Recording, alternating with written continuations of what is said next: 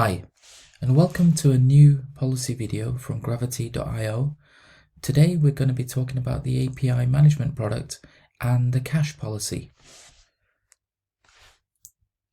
So the cache policy allows you to basically cache upstream responses, and therefore you're eliminating the need for repetitive calls to the backend. And this can obviously save your backend resources, and also it means that you're actually caching the response to deliver that quicker to the API caller as well. So really straightforward policy, super powerful, and means that you're going to save a lot of unnecessary calls to your backend. Okay, so let's get started in Gravity. So what we're going to do is we're going to create a couple of new APIs first of all. So let's do that. Let's just expand the screen.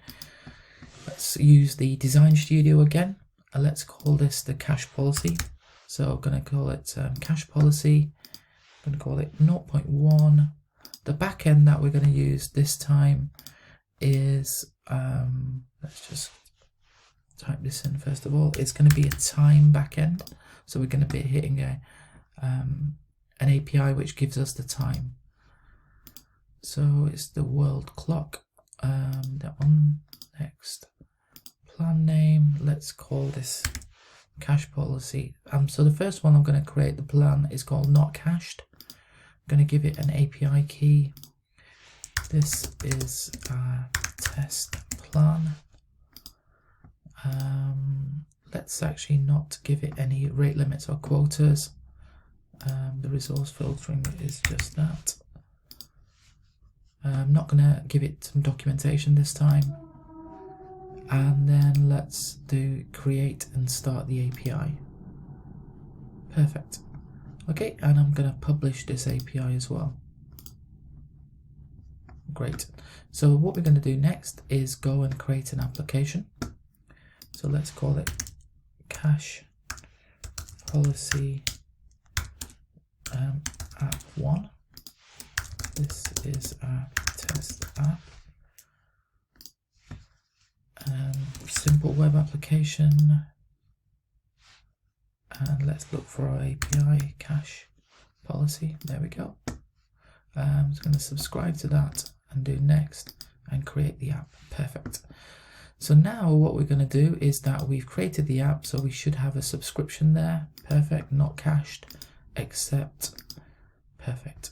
So now if we copy that and put that into Postman,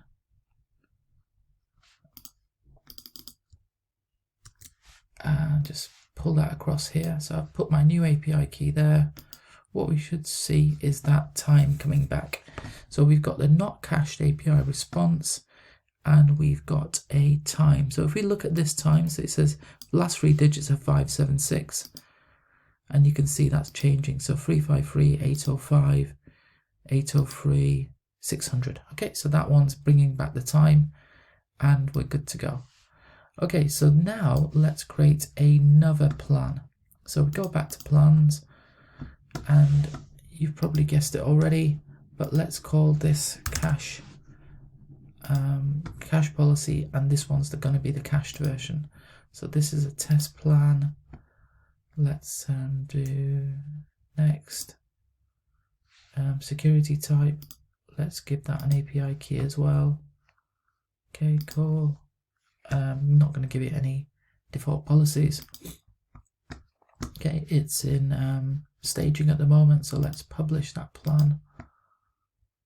Okay, and let's deploy our API as well, so update that. That's cool. So now we've got a not cached plan and a cached plan. So go back to here, create applications, create an app. Let's call it cache policy app 2. This is our test app. Web. Let's look for our application. There we go. Now we've got 2 plans, so I'm going to subscribe to this one. Next. Create the app. Perfect. So now what we're going to do is go back to subscriptions, and we should have two, cached and not cached. We've got that one already, not cached, so let's go to that one, accept, and we've got a new key there. So let's copy that to the clipboard and paste that into there. Okay, so we've got a not cache policy and a cache policy. If we send this, then at the moment it's working exactly like the other one. So 747 371, and we've got both policies now returning the time as we'd expect. Now let's go to our design, and let's go to our cache policy. So what we're going to do with the cache policy is just actually look for the cache policy here, and the cache name that we're going to give it is, it's not there yet, so let's now go to resources,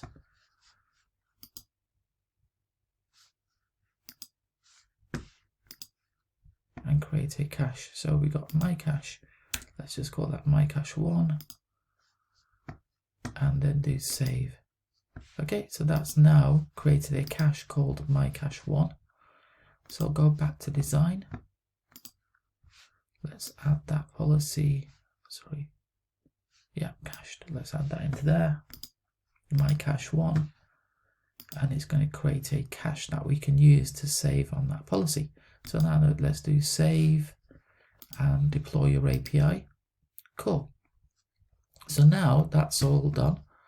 So now if we go back to not cached, then we can see that time is continually changing. So it's 3510 259. But now if we go to the cached policy, at the moment it's 832. It's gone to 463. But now if we keep sending it, can you see that it's still 463? So we're now using the cache when we're hitting that API. And obviously the cache has a lifetime. So when we configure the cache, it's got a time to live. And then after that, it will go back and refresh the data from the API. But essentially, in that few minutes, what we've done is added the caching policy. So in a really straightforward way, we're able to now save the backend API from being continually hit and return a cache policy. Now, this is on a use case by use case basis, but Gravity gives you a really straightforward way of enabling cache such that you're saving your backend resources. Okay, that's it for that video. I'll see you on the next one. Thank you. Bye.